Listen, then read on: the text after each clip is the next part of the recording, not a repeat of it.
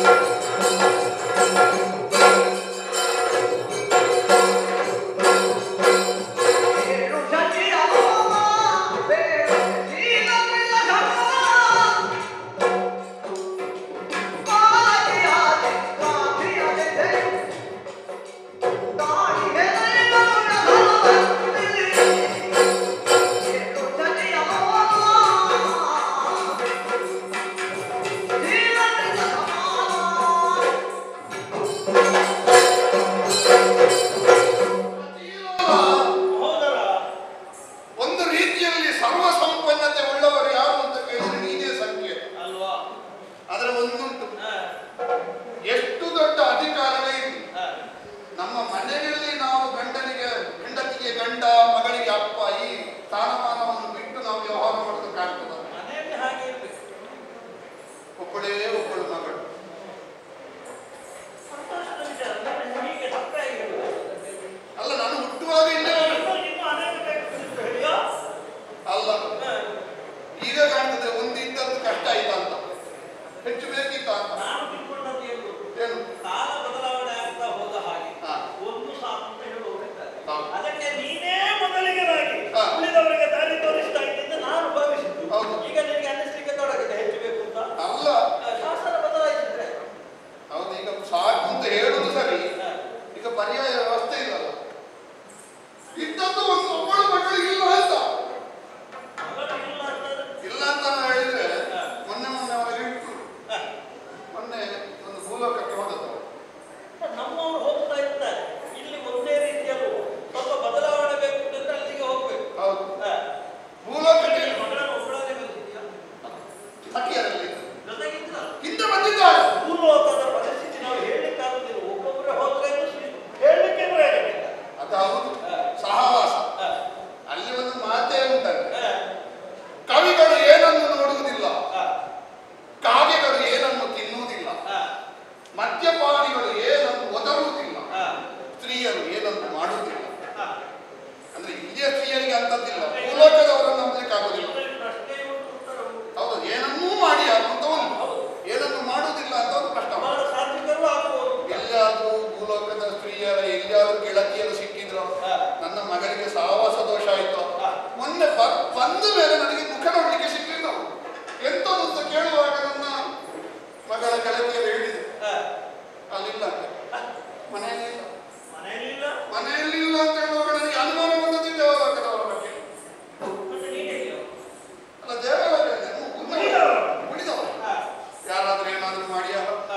ನನ್ನ ಮಗಳು ಮದುವೆ ಚಂದ ಇದ್ದಾಳೆ. ಹೌದಪ್ಪ, ದೇವಸ್ತ್ರೀ ಅಲ್ವಾ? ನನ್ನ ಮಗಳು ಚಂದ ಇದ್ದಾಳೆ ಎನ್ನುವುದೇ ನನಗೆ ಇಲ್ಲಿಯವರೆಗೆ ಹೆಮ್ಮೆ ಆಗಿತ್ತು. ಈಗ ಭಯ ಅಲ್ವಾ? ಇಲ್ಲಿಯಾದ್ರೂ ದೇವಲೋಕದವರದ್ದೇ ಕಂಡು ನಿಂತ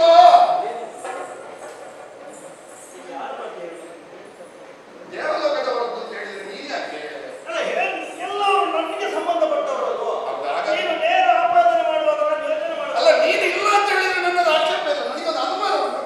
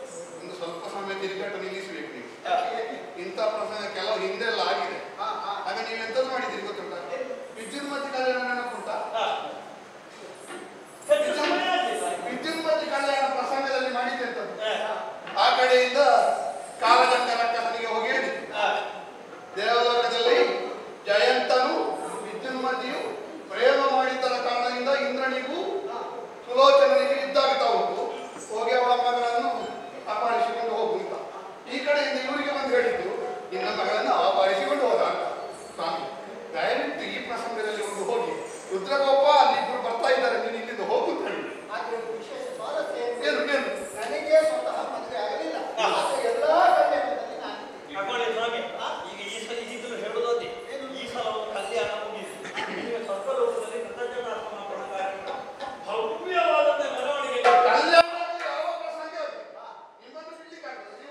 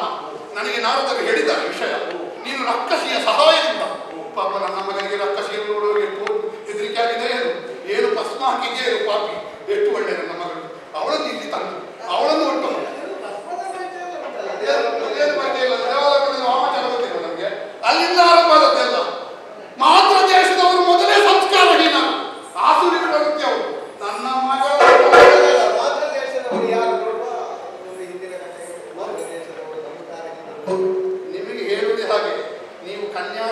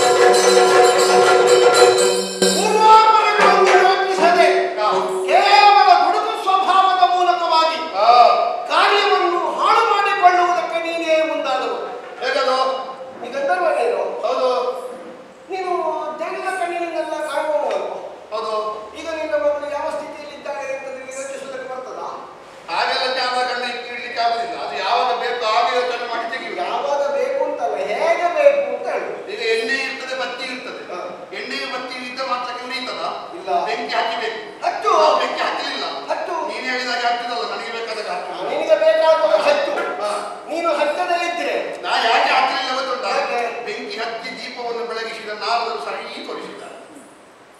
ನಾರದರ ಕೆಲಸ ಈ ಪ್ರಸಂಗದಲ್ಲಿ ಬಹಳ ಗೊತ್ತುತ್ತದೆ. ಹೌದಾ? ಬಹುಶಃ ಈ ಪ್ರಸಂಗವೇ ನಾರದರಿಗೆ ನಡೆಯುವುದಾ ಅಂತ. ಹೌದಾ? ಎಲ್ಲ ಜಾಗದಲ್ಲಿ ನಾರದರಿದ್ದಾರೆ. ಅದು ಬಿಡು. ನೋಡಿ ಸಂಗತಿ ಅಲ್ಲ. ನಿನ್ನ ಮಗಳಲ್ಲಿ ವ್ಯಾಮೋಹಗೊಂಡವನ. ಹೌದು. ಗಂಡೊಬ್ಬ ಹೆಣ್ಣೊಬ್ಬಳು ಬೇಕು ಅಂತ ಆಶಿಸಿದ್ರೆ ಅಪರಾಧ. ಅವಿವಾಹಿತನಾದ ಗಂಡು ಅವಿವಾಹಿತೆಯಾದ ಹೆಣ್ಣೊಬ್ಬಳು ಬೇಕು ಅಂತ ಆಶಿಸಿದ್ರೆ ಅಪರಾಧ ಅಲ್ಲ. ನಾನು ಅವಳನ್ನು ತಣಿಸಿದೆ. ಅವಳ ಮೇಲೆ ನಾನು ಬಲಾತ್ಕಾರ ಮಾಡಲಿಲ್ಲ. ನನ್ನ ಹೆಸರನ್ನು ಅವಳಲ್ಲಿ ಹೇಳಿದಾಗ ಅವಳು ಮನಸೋತು ಕಾಮದ ಭಾವದಿಂದ ನನ್ನನ್ನು ಕೂಡಿದ್ದಾಳೆ. ಬೇಕು ಅಂತಾದ್ರೆ ಅಲ್ಲಿ ನಿಂತಿದ್ದಾಳೆ. ಕರೆದು ಕೇಳು. ಅಲ್ಲ, ಎಲ್ಲಿವರೆಗೆ ಅವಳು ಹೇಳಿದ್ದಾಳೆ ಗೊತ್ತುಂಟ? ಪ್ರಸಂಗ ಎಲ್ಲಿಯಾದರೂ ತಿರುಗಿ ಬೀಳ್ತದೆ ಅಂತಾದ್ರೆ ಅಪ್ಪಸತ್ರಗಳಿಗೆ 3 ದಿವಸದ ಸೂತಕವಾಗಿ ಅಂತ ಹೇಳುವಲ್ಲಿವರೆಗೆ ನಿನ್ನ ಮಗಳು ನನ್ನಲ್ಲಿ ಹೇಳಿ ಆಗಿದೆ. ಅದಕ್ಕಿಂತ ಹೆಚ್ಚು ನಿನಗೆ ನಾ ಹೇಳೋದಿಲ್ಲ. ಅದು ಅವಳ ತಪ್ಪಲ್ಲ, ದೌರ್ಬಲ್ಯ ಅಲ್ಲ, ನನ್ನ ತಪ್ಪು ಅಲ್ಲ. ಮತ್ತೆ ನೀವು ಉಂಟಲ್ವ, ಈಗ ಅವಳನ್ನು ಮದುವೆ ಆಗಿದೆ, ನಾಳೆ ಮಗುವನ್ನು ಪಡೆದೆ, ಮಗು ನಿನ್ನ ಜಾತಿ ಅವಳ ಜಾತಿ ಯಾವ ಜಾತಿ ಆಗ್ತದೆ? ಅದೇ ಯಾವ ಜಾತಿ? ಭೂಲೋಕದ ಗಂಡನನ್ನೇ ಹೊಂದಿಕೊಂಡು ನೀವು ನಿಮ್ಮ ಜಾತಿ ಸಂಖ್ಯೆ ಹೆಚ್ಚು ಮಾಡಲಿಕ್ಕೆ ನಮ್ಮ ಲೋಕಕ್ಕೆ ಬಂದು ಅವಳನ್ನು ಅಪಹರಿಸಿಕೊಂಡು ಬಂದು ನಮ್ಮ ಹೆಣ್ಣು ಮಕ್ಕಳ ಸಮಸ್ಯೆ ಅದು. ಒಮ್ಮೆ ಹೋದ್ರೆ ಮತ್ತೆ ಮನೆಯವರ ವಿಷಯವೇ ಗೊತ್ತಿಲ್ಲ. ಅವ ಗಂಡನ ಕಡೆ ಎಷ್ಟು ಸಾಲ ಮತ್ತೆ ತಂದು ಮತ್ತೆ ಹೋಗುದು. ಅದು ಯಾಕೆ ಗೊತ್ತುಂಟ? ನೀನು ಬಲಾತ್ಕಾರ ಮಾಡಿದ್ದೇನೆ ಅಂತ ಕೇಳ್ತಿಲ್ವ? ಮಾಡಿ ದೈಹಿಕವಾಗಿ ಬಲಾತ್ಕಾರ ಮಾಡಬೇಕು, ಮಾನಸಿಕವಾಗಿ ಬಲಾತ್ಕಾರ ಮಾಡಿದ್ದು. ನೀನು ನಿಜವಾಗಿಯೂ ಸಂಭಾವಿತನೇ ಹೌದಾದ್ರೆ ನಿನ್ನ ಬಗ್ಗೆ ನಿನಗೆ ಆತ್ಮವಿಶ್ವಾಸ ಇದೆ. ಗಂಡು ಮಗನ ಹಾಗೆ ಬಂತು ಅವಳ ಅಪ್ಪನಾದ ನನ್ನಲ್ಲಿ ಕೇಳ್ತಿದ್ರು, ಮತ್ತೆ ಏನಾದರೂ ನಿರ್ಣಯ ಮಾಡಬಹುದಿತ್ತು. ಅದನ್ನು ಕೇಳಿಲ್ಲ. ಕಳ್ಳ ಮಾರ್ಗದಲ್ಲಿ ಹೆಂಡ ಕುಡಿಯುವ, ಹಸಿ ಮಾಂಸ ತಿನ್ನುವ ಒಬ್ಬಳು ಅನಾಗರಿಕರ ರಕ್ಕಸಿಯನ್ನು ಮಾರುವೇಷದಿಂದ ಕಳುಹಿಸಿ ಅಲ್ಲಿಂದ ಅಪಹರಿಸಿಕೊಂಡು ಬಂದದ್ದಕ್ಕಿಂತ ಒಂದು ಬಲಾತ್ಕಾರ ಇರ್ತದ? ಅದು ಹಾಗಲ್ಲ. ಮತ್ತೆ ನೋಡು, ಒಂದು ಕಾರ್ಯ ಸಾಧನೆಯನ್ನು ಮಾಡುವಲ್ಲಿ ಚಾಣಾಕ್ಷತನ ಎನ್ನುವುದು ಬೇಕು. ಮುಳ್ಳನ್ನು ತೆಗೆಯುವುದಕ್ಕೆ ಮುಳ್ಳೇ ಸಹಕಾರ ಮಾಡ್ತದೆ. ಮುಳ್ಳನ್ನು ತೆಗೆಯುವುದಕ್ಕೆ ಮುಳ್ಳೇ ಅಂತ ಕೇಳಲಿಕ್ಕಿಲ್ಲ. ಅಲ್ಲ, ಈಗ ನಾನು ಹೇಳಿದ ಕಾರ್ಯದಲ್ಲಿ ನಿನಗೆ ಬರುವ ತೊಡಕೆಂತ ಉಂಟು.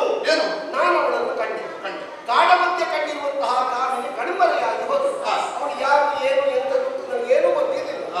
ನನ್ನ ಆತ್ಮಗೆಳತಿಯಾದ ಸಖಿಯಾದ ಒಬ್ಬಳು ರಕ್ಕಸಿ ಅವಳು ಇಂಥವಳು ಅಂತ ಪರಿಚಯ ಕೊಟ್ಟರು. ಹಾಗಾದ್ರೆ ಅವಳನ್ನು ಕರೆಸಿಕೊಳ್ಳುವುದಕ್ಕೆ ಮಾರ್ಗ ಉಂಟು ಅಂತ ಕೇಳುವಾಗ ಮಾಯಾ ಸ್ವರೂಪದ ಮೂಲಕವಾಗಿ ನಿಮ್ಮ ಲೋಕವನ್ನು ಹೊಕ್ಕು ನಿಮ್ಮನ್ನಾದರೂ ಮಂತ್ರಮುಗ್ಧಗೊಳಿಸಿ ಅವಳನ್ನು ಇಲ್ಲಿಗೆ ತರಬಲ್ಲಂತಹ ಚಾಣಾಕ್ಷತೆ ಅವಳಲ್ಲಿ ತಂದಾದ ಮೇಲೆ ಅವಳಲ್ಲಿ ನಾನು ನನ್ನ ವಿಳಾಸವನ್ನು ಮಾತ್ರ ಹೇಳಿದ್ದೆ.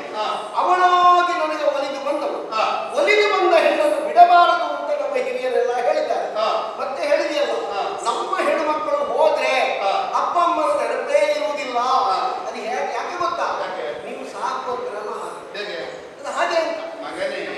ಮಕ್ಕಳಿಗೆ ಏನು ಬೇಕು ಎನ್ನುವುದನ್ನು ಕೊಡುವುದಕ್ಕೆ ತಿಳಿಯಲಿ, ಮಕ್ಕಳ ಮನಸ್ಸನ್ನು ಅರ್ಥ ಮಾಡಿಕೊಳ್ಳುವುದಕ್ಕೆ ಸಾಧ್ಯ ಇಲ್ಲದೆ ನೀವು ಸಾಕುವುದು ಕೇವಲ ದನಕ್ಕೆ ಹುರುಳಿ ಬೇಯಿಸಿಕೊಟ್ಟ ಹಾಗೆ. ಅದು ಯಾಕೆ ಹೇಳುದು ಗೊತ್ತಿಲ್ಲ. ಈಗ ಮೊನ್ನೆ ಅಷ್ಟೇ ಅವಳನ್ನು ಕರೆದುಕೊಂಡು ಬಂದು ಮದುವೆ ಸಂಸ್ಕಾರ ಮಾಡಿದ್ದೇವೆ ಗೊತ್ತಿಲ್ಲ. ಒಟ್ಟಿಗೆ ಇಟ್ಟುಕೊಂಡು ಮಾತ್ರ ಗೊತ್ತಿರುವುದು. ನಿನಗೊಂದು 2 ಹೆಣ್ಣು ಮಕ್ಕಳಾಗಲಿ ತಂದೆಯ ನೋವೇನು ಅಂತ ಗೊತ್ತಾಗ್ತದೆ ಮಗುವಿಗೆ. ತೊಂದರೆ ಇಲ್ಲ.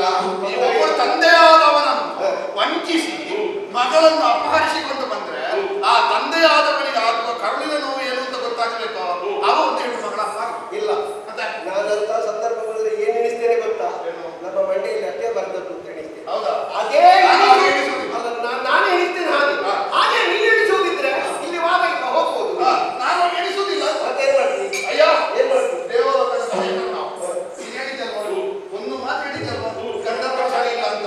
ನಿನ್ನ ಚರಿತ್ರೆ ಹೇಳು. ಮಾತ್ರ ದೇಶದವರು ಕೂಲರಿಗೆ ಜನ್ಮಭೂಮಿ, ವಿಟಾಳರಿಗೆ ಕೌರು ಮನೆ, ಅಥವಾ ದುಶ್ಶೀಲರಿಗೆ ದರ್ಪಣ, ವಿಕಾರಿಗಳಿಗೆ ವಿಹಾರವನ, ಪರಮಾಣು ಗುಣವ ಬಾಲ ವೃದ್ಧರುಳೆಲ್ಲ ತಕ್ಕಿನ ಕೌಳಿಯವರು, ರಣದೊಡೆಯನ ಜರೆದು ಜಾರಿ ಬರುವ ಗುಣ ಸಮುದ್ರ. ನಿಮ್ಮ ಗುಣವನ್ನು ಹೇಳೋದು ಸರ್ವಂ ವ್ಯಾಸೋಚಿಷ್ಟ. ನಾಳೆ ಒಬ್ಬ ಕುಮಾರವ್ಯಾಸ ಬಂದು ಇದನ್ನು ಹೇಳು. ನೋಡು,